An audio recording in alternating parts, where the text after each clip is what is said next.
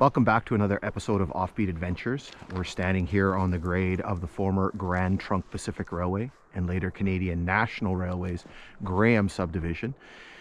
We are just on the west side of what is known as Ellis Road, very close to the community of Sunshine, Ontario. We are picking up right where we left off on a previous hike that we did in the springtime. It's October right now, and so we covered that piece of grade. Ellis Station is just to the east of us, and so what we're going to be doing is we are going to be working our way about 4.5 miles to the next road crossing, which is known as Finnmark or Flat Road. And we're going to be seeing a number of things along the way. Now you'll notice a couple of things. First of all, the grade is owned by a forest management company called Wagner, and so you do need a permit to travel on the grade.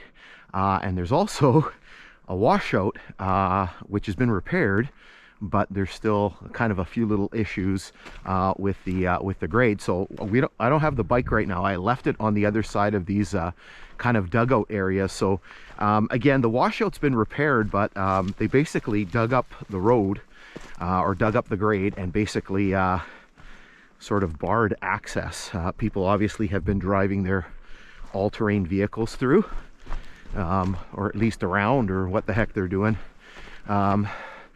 This part is a little fun because there's all kinds of, maybe we'll try this way. There's all kinds of little hitchhikers and stuff, and I don't want to get full of them. Yeah, I'm being a little delicate here.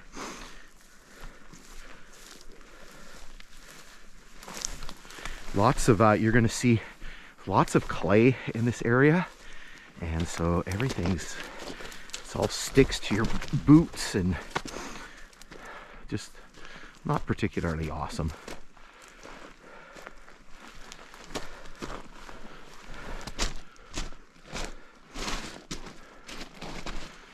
Okay, there's the bike.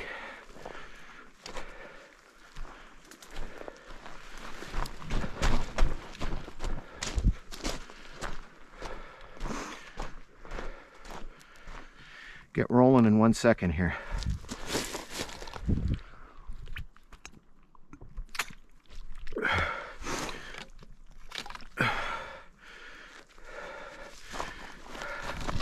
Okay, before we get going, we want to note our elevation.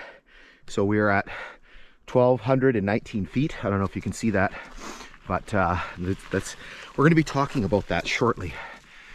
Okay, here we go. So again, 4.5 miles.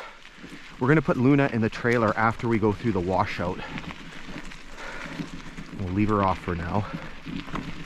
So it's kind of a beautiful morning. It's the 20th of October. It's yesterday was cloudy and actually was pretty good. We were out hiking yesterday, did a long hike yesterday. Basically we did 27 kilometers. There's a partridge up on the grade there. We've seen a few today. Only seen one vehicle, like right when we pulled into where we stopped, there was one side by side. Somebody was preparing to go hiking. Okay, let's do our history lesson here because we're going to have to talk about some other stuff here. All right, so this line was constructed by the Grand Trunk Pacific Railway between 1905 and 1908. The Grand Trunk Company was one of the oldest railway companies in Canada, dating back to the 1850s.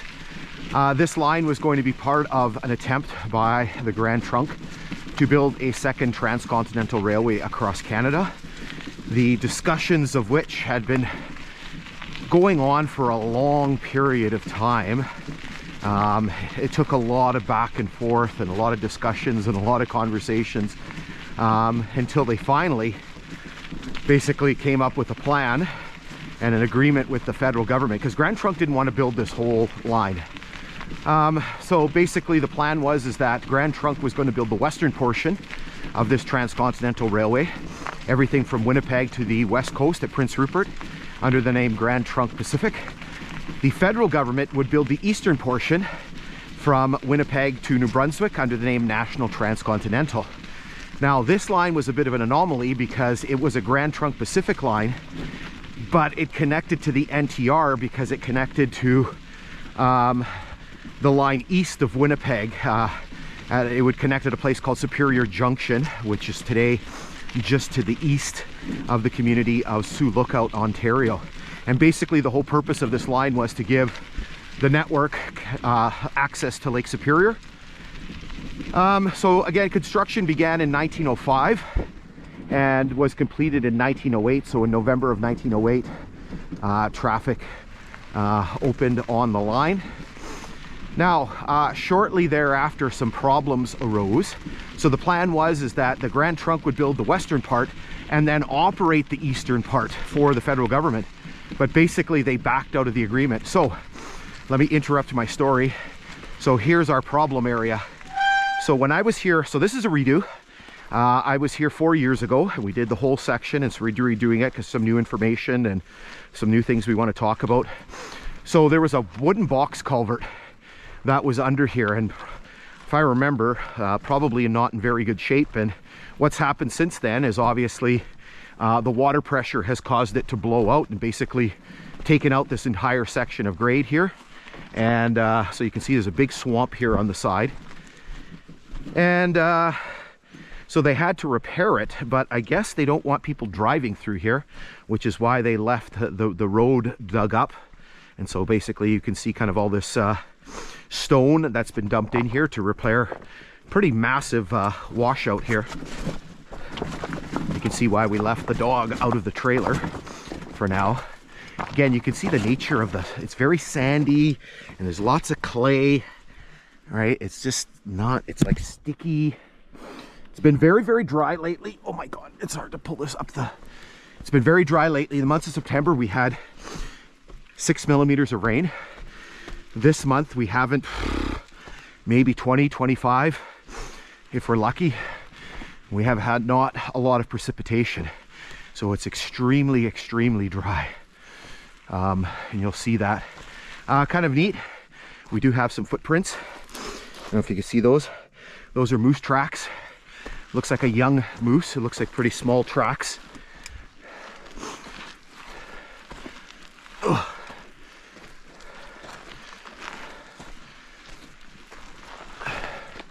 Okay, we're gonna pause here for a moment and throw the dog in the trailer. Okay, here we go. Dog's in the trailer. Let's resume our story. So, as I was saying before we got to the washout, the Grand Trunk Company was supposed to operate both the Grand Trunk Pacific and the NTR, the National Transcontinental Railway, but basically when it came time to do that, when everything was completed, Grand Trunk basically balked. They backed out of the agreement. Essentially they were in some financial issues with the construction of their side of the railway line. And so now the federal government's got a problem because they basically spent a lot of money, and this railway line cost a lot of money to build. And they have nobody to operate it. So what ended up happening was the Canadian government created their own company to run the railway line, and that became known as the Canadian Government Railways. So in July of 1915, because this line again was a Grand Trunk Pacific line, but it connected to the NTR, so it was leased by the government railways from Grand Trunk Pacific.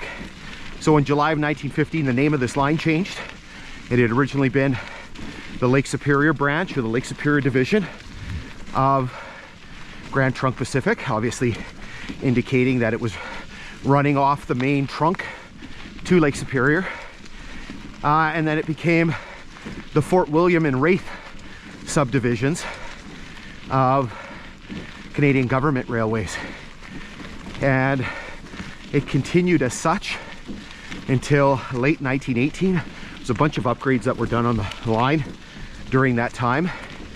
And so in late 1918, the Canadian Government Railways was merged with another bankrupt line, the Canadian National Railways, Canadian Northern Railway. And that merger formed Canadian National Railways.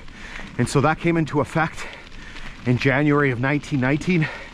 So the name of the line changed. The name of this line changed to the Fort William and Raith subdivisions of Canadian National Railways. But later that year, in October, the name changed once again. It became the Lake Superior subdivision of Canadian National. Now, Canadian National started looking at its network in this area and realized it had some issues, particularly heading west out of Thunder Bay, or what is now Thunder Bay. They basically had a couple of lines sort of paralleling each other, the former Grand Trunk and the Canadian Northern. So what they decided to do was they were going to consolidate the lines. So in 1922, the name of this line changed again, became the Graham subdivision,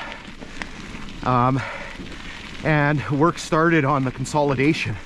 So what they did was at a place called Conmee Junction, which is just to the east of us here, they built a bridge across the river, and then they would abandon the eastern 29 miles of the old Grand Trunk Pacific line and run everything over the Canadian Northern, double it, which was now the Kashabawi subdivision.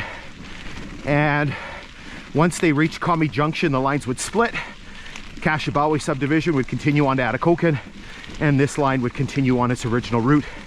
So in 1924, the name of the line was changed again. It was split into two, the Crest and the Graham, in preparation for the abandonment of the Crest. And then in 1925, the line was split again into the Crest. Oh, we got some deer tracks here. Into the Crest, the Raith, and the Quorn subdivisions. And then in the spring of 1925, the Crest subdivision was abandoned, and this line continued as the Raith and the Quorn subdivisions until 1931, when it reverted back to being the Graham subdivision. And then the line continued operating until 1994, when it was abandoned by CN, so 30 years ago. And then the rails were ripped up shortly thereafter. Okay, we're gonna pause here. I'm pooped. We're climbing all the time here. The sun is out a little stronger, which is not awesome because it creates a lot of shadows and stuff. But let's hold up. I probably need to do a battery change, and then we'll continue on.